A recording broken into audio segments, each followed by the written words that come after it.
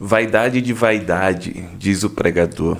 Tudo é vaidade. Você já ouviu falar dessas palavras? Essas são as palavras que marcam o final da vida do filho de Davi, o rei Salomão. Eclesiastes, ou o livro do pregador, narra esses últimos momentos da vida de Salomão. E ele abre o seu coração e expõe aquilo que ele estava sentindo.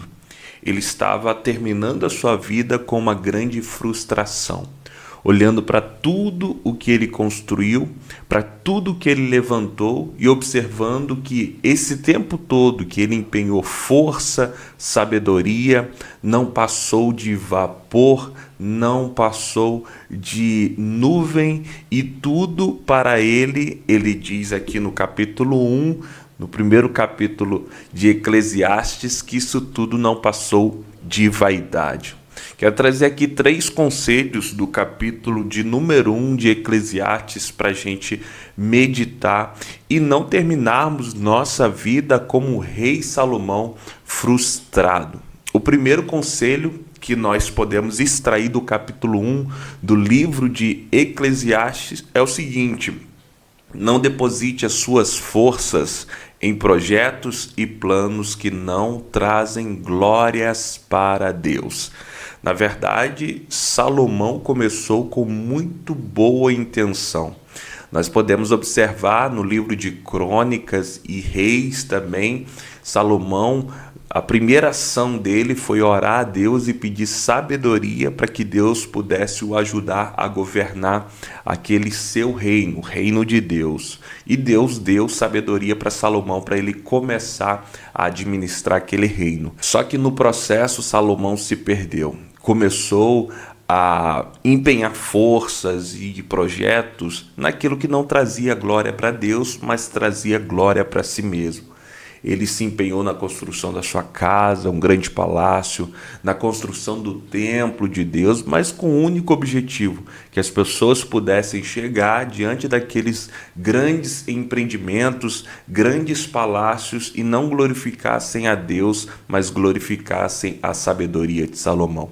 Então, quando nós empenhamos forças e energias naquilo que não trazem glória para o nome de Deus, a gente termina a nossa vida dizendo tudo foi em vão, tudo foi vaidade, tudo foi frustração, nada valeu a pena, assim como Salomão. E a segunda dica, ou o segundo conselho que nós podemos extrair do livro de Eclesiastes, do capítulo 1, ainda é o seguinte: não queira resolver o problema do mundo todo. Foque naquilo que Deus depositou nas suas mãos para você resolver somente aquilo. O problema é que Salomão queria resolver muitas coisas. Ele construiu o templo, construiu o palácio, queria resolver os problemas e as situações das pessoas, ele mesmo. E com isso, o que aconteceu? Ele acabou se frustrando, acabou se cansando e não empenhou força naquilo que de fato Deus quis de Salomão. Então, em primeiro lugar, o primeiro conselho é: foque naquilo que Deus te deu, ou seja, deposite toda a sua força, toda a esperança, energia em projetos e planos que têm como objetivo trazer a glória de Deus, para a exaltação do nome de Deus. E em segundo lugar, não queira resolver o problema de todo mundo, mas foque naquilo que Deus lhe disponibilizou. Se são 2 pessoas, se é um departamento com 10 pessoas, se Deus te entregou uma comunidade para cuidar com 50 pessoas, foque nisso, faça o bem para as pessoas e faça com que elas cresçam na graça e no conhecimento. E por último, envolva-se naquilo que Deus está de fato envolvido. O que Deus está fazendo agora, neste dia, nesta semana? Você já parou para pensar no que Deus está envolvido? Foque nisso, naquilo que Deus está trabalhando no mundo, e entre no trabalho de Deus. E mesmo que você se canse neste trabalho, pode ter certeza que ele vai ser gratificante, trará frutos para você e muito mais para glorificar o nome de Deus. Trabalhe naquilo que Deus está envolvido, trabalhe naquilo que Deus está empenhado, trabalhe naquilo que Deus está focado.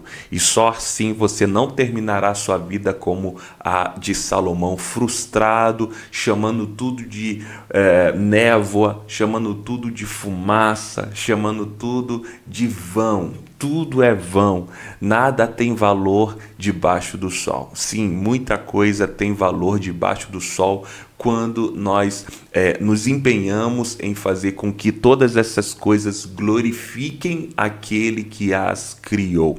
Então fique com esses conselhos de Salomão, do capítulo de número 1, para que nós possamos desenvolver uma vida de sabedoria. Em primeiro lugar, não deposite suas forças em projetos que não trazem glórias para o nome de Deus. Em segundo lugar, não queira resolver o problema de todo mundo, do mundo todo. Foque apenas naquilo que Deus depositou nas suas mãos para você fazer.